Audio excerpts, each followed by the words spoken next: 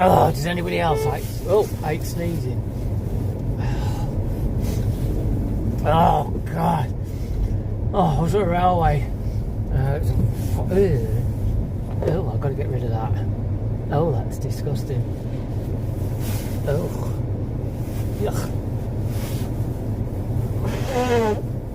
Oh. You don't want to know, you really don't. But I'm going to tell you anyway. It's all over my steering wheel. Ah. Yeah, I was at the railway and I got very loud sneezes and I sneezed really loud and this guy was pulling up on a locomotive and he jumped out and said, "That's not funny," because he thought I was messing about. And I said, "No, I can't help it, that's just how I sneeze," because he thought I was messing about with pretending I'd gone under the train. Well, he'd recently had one under and yeah, it causes a lot of psychological damage, that does. Anyway, so try and cheer myself up because I am borderline nutcase hospital. Honestly, I 10 years ago I don't think I'd have been able to deal with what I'm having to deal with. I remember once I called up a company.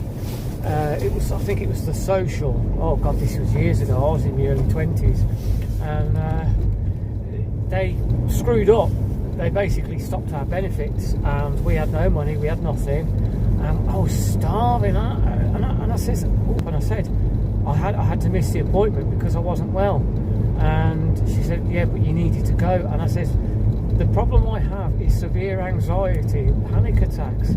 I could not physically go to this appointment." "Yes, but you needed to go, otherwise we stop your benefits."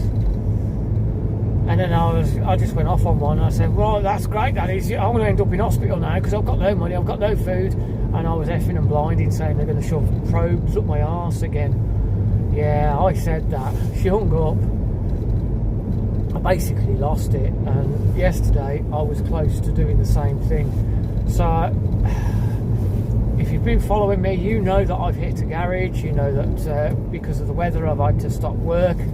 Today I was going to work, but I've had to say to the chap, "Oh, sorry, I can't because my van locks are frozen." Would have been alright yesterday. It was fucking raining all day yesterday. No ice, the temperature was warm, but no, it decides to rain, then freeze my fucking locks. So I've had to tell him, "I'm sorry, I can't come in today because my van's frozen." Well, on the plus side, at least no bastard's going to go into my van and nick me trowels. I'm always worried about that. There's fuck all in there, but they don't know that, and that's the problem. They think, "Oh, I don't see what's in this van. Oh, there's fuck all in here." I've wrote his van off, but I don't care. Well, I'm just pissed off. I've wrote his van off for fuck all. I haven't been able to steal all his tools because he doesn't leave them in his van. Bastard. He could have at least left them in your van, so I can nick your tools as well as right off your fucking van. I need some money for my drugs.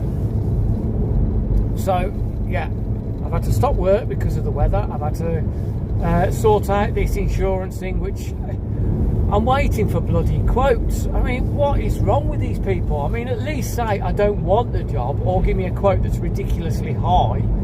But no, it's like, one chap sent me an email saying it's going to be 750 quid, and that was it. There was no letterheading or anything like that, so I'm just going to forward that to the insurers and just say, "This is all I can get." My customer says, "Oh, I've got a builder, I'll get him to send over the quote to you, 450 quid. And no, I haven't received the quote, so, I can't, that's all I can do. So what'll happen, it's another thing as well, so they're going to have to go for the builder that they don't know, I don't know, who can't do the whole job because you can't do the render. Whereas if they'd have actually got their builder to send me a fucking quote, then I'd be able to say, "Okay, 450 quid, that's great, and job done. It's their builder, they know what they're doing, they know the guy, they trust the guy, so, great." But no.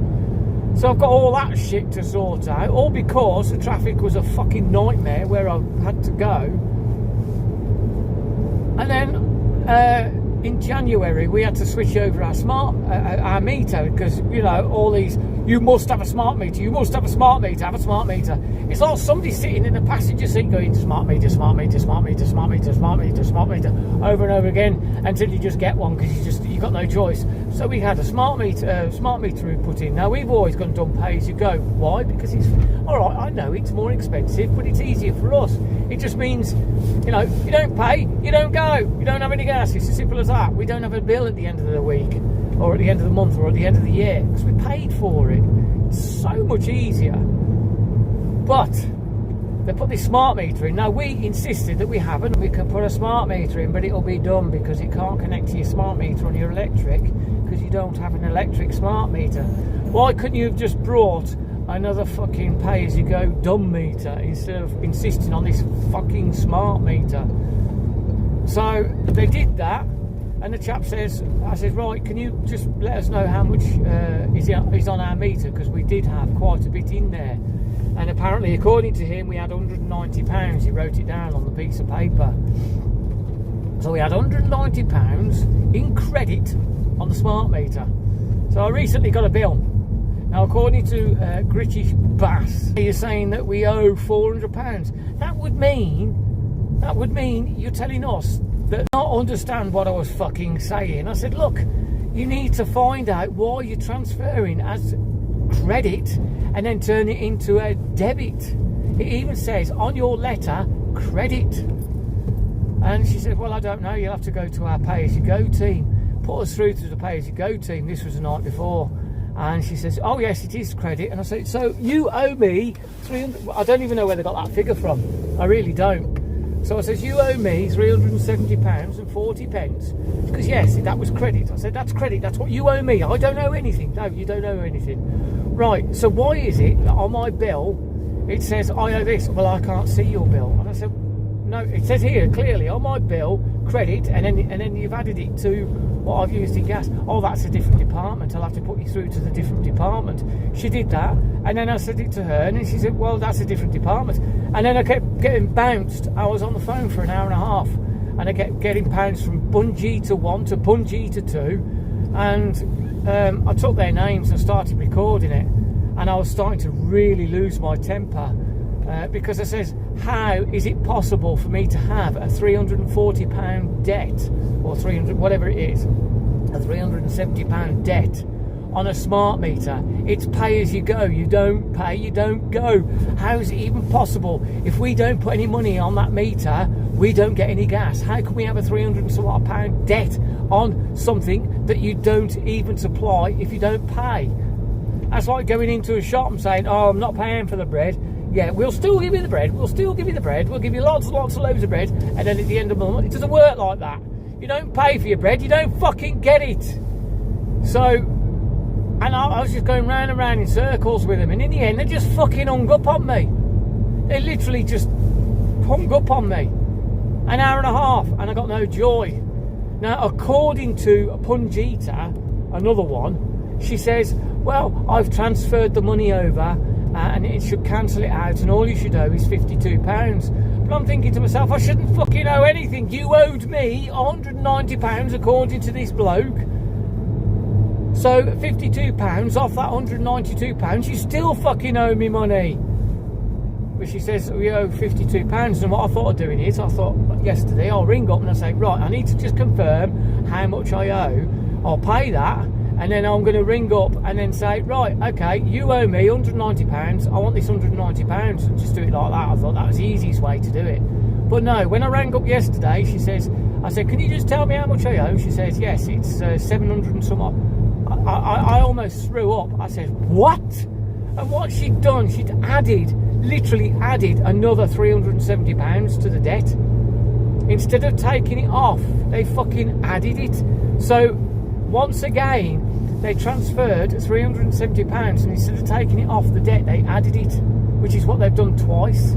So I was talking to another Punjita, and she hadn't got a clue. She said, well, I'll put you through to the page. I said, look, I've had this an hour and a half last night on the phone. Now, granted, she was good. She kept me on the phone while she was talking to the pay-as-you-go team, and Andrea, the lovely Scottish Andrea, She really helped. Now I'm really hoping that it's sorted out, because I'm not going to know. I'm just not going to know. If I get a red letter, I'm going to take it to court, because I have got recordings of all this. So what she said is the Punjita from the night before, instead of taking the £370 off, they've just added it on again. And she says, I'll see if my system will do it. And she says, and I said, right, can you just confirm to me how much I owed on my pay-as-you-go? She said, you owed nothing.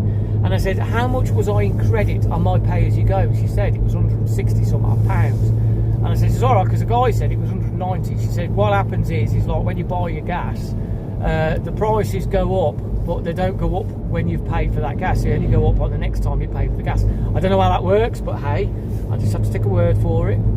All confusing stuff. I mean, it's on a smart meter, it's on a pay-as-you-go meter, all connected up. They know exactly how much gas you're using. So when you top up your card, it's not. I'm pretty sure it's not the card that's. They're not going to say, right, you want £180 on your card, right? We can only put 160 because the gas has gone up. No, you have £180 on your card. You put it into your meter, and your meter tells you how much gas you've got, and it does a running total. So in other words, if it goes up halfway through, then you don't get as much gas. That's how I thought it worked. But anyway, so she said, she confirmed with me on recording that I was owed £163 or something, and that I literally owed nothing. Where that 300 and some odd quid come from, I really don't know. I have no clue. So I got it on tape, and yeah, I've had to have a day off work yesterday because I felt so ill from the night before. It kept me awake thinking they're going to add this money on, they're going to add the money on, they're not going to get it right. Because Punjitas don't even know what they're fucking doing. They're just reading off a script. Even Andrea says, hold on, Dominic, can I have your name, please? And she said, yes, it's Punjita. Now, I'm going to say this now before anyone spits a dummy out from a, you know, an ethnic minority. I don't even say they're an ethnic minority. From another ethnicity. I am not a racist person, but yeah, you just pull out in front of me, you twat. I'm not a racist person, but you know, I don't know how to pronounce all these foreign names, and you probably don't even know how to pronounce my names. You probably don't understand me just as much as I don't understand you, and that is a big issue.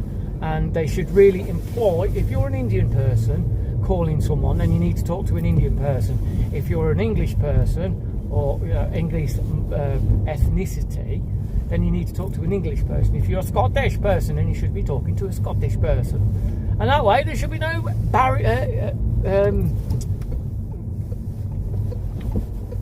accent problems. I just couldn't understand what she was saying. She couldn't understand what I was saying. It's, you know, it's all confusing, it just doesn't work. So it's not a racist thing. You know, if they want to call me arse instead of Reese, that's fine. It's just easier just to say Punjita, because it's I don't even know if that's a name. I hope that doesn't mean anything horrible, because you know, I don't want to come across as racist, but it's not. That's, you see, the problem is like, it kind of puts you in that frame. It's not being racist, just that's how people see it though, isn't it? It's like, you know, you can't say anything about the foreigners on the boats because you're racist. No, you're not. You're just sick of paying for something. It doesn't matter where they fucking come from. They could be English born and bred, and then you put them up on a hotel for fuck all. Give them loads of money and a phone, and then they go around raping kids. And then you think, yeah, I fucking hate these people they're doing on the hotels, these English people. It's not fucking racist. It's just don't like the people that they are putting in these hotels. It's nothing to do with their fucking race. But no, you get labelled as a racist. So I'm hoping it's all fucking sorted. Now today I went to go to the van and my locks are frozen. So I've had to tell the customer I can't work today because my locks are frozen. I am really end at my tether. I really am. I'm just going to go up and I'm going to just write some more in my book. And that's the thing as well. I might even go out and buy a microphone. I'm using 11 Labs. If you search, if you want to look at it, I'll put a link in. But if you search The Bridge, The Wolf, The Bridge, the first chapter's up there. But the problem is like, to try and get 11 Labs to convey the emotion within the sentence is really, really difficult, and they do it on a credit system, so to actually get it right is really difficult, and all you're doing is constantly using up your credits. So, you know, I'm thinking of just buying a microphone and do it myself, but the problem is I am shit at reading out loud, but I want to get this book out there. I don't care about earning money on it, I really don't. If, you know, I don't know, I really don't. It's one of these things where you think, do I, don't I, do I, don't I. Here's an example. There was a girl I fancied at school, and she was my first crush, if you will. Oh God, she was so pretty, it was unreal. And I really, really fancied this girl, and I have dreams about this girl. I still do. She's my age, she's not a girl anymore. I keep saying girl, but that's the thing, I still have dreams about this woman, but as she was, not as she is now, because obviously she's my age and she works in a local shop, so I do see her quite regularly. I don't really fancy her anymore. Sam is so much better looking, I'll tell you. Anyway, I dodged a bullet really, didn't I? But anyway, I really fancied this girl, and it's one of those things where I found out she was still single, and I gave her a glass rose, and I sort of wanted to go on a date with her. I was just before I met Sam, and it was one of those things where you sit there and you think, do I, don't I, do I, don't I? And I could have not done that. All right, it didn't work out, you know. She just basically was probably embarrassed about it. I mean, what a twat, giving somebody you'd never met a glass rose. I thought it'd be romantic, you know, all because the lady loves a glass rose. No, but that's what I did, and you know, she was obviously really, really embarrassed, didn't know what to say. This random bloke, this weirdo, who goes to a nut house, gives her a glass rose. Oh, he's fucking crazy, he is. He's a weirdo. So, you know, but it's one of those things where I could have just left it, and then for the rest of my life I could have thought, I wonder what would have happened. I wonder what would have happened. Same as my gardening business. If I hadn't have sort of took that step and said to the customer I did a planter for, yes, I'll cut your lawn, and then say to the neighbours, even though I felt ill, I mean, I tell you now, I felt so ill when I was going into these gardens, even though I did, if I hadn't have done that, if I hadn't have took that risk, if I hadn't have just took that leap, I wouldn't be here now. So the book is the same thing, and it's like, you know, all right, it's probably shit, it probably won't work, you probably look at it and think, read it, whatever, and think, this is fucking stupid, this is. But it's one of those things where I don't want it to hang over me as if, what if? Turn your what if into, okay, it didn't work, or wow, it worked. It's as simple as that. You know, stop sitting there thinking, what if? Do something about it and find out what if. If it fails, it fails. What have you lost? Literally, what have you lost? And to be honest, the scene on the bridge, that's basically what it is. Come back over. What you got to fucking lose? Look at it and you tell me what you think. I've got to there is a rewrite, and I'm trying to get it out there. That's the problem. I'm rushing it, and I'm trying to get it out there, the rewrite, because the rewrite is a little bit different. There's a bit more of a hook at the beginning, and at the end there's a cliffhanger. So yeah, if you want to listen to the original draft, it's up there, The Wolf at the Bridge. Search for it. I'll put a link in the description. If you want to wait until I've got the other one, the revised version, then do that. But yeah, it's like hard to explain without giving it away, but it is. It's like, what if? Just go for it. If it fails, it fails. If it doesn't, it doesn't. You've got fuck all to lose, literally. Anyway, I'm gonna go.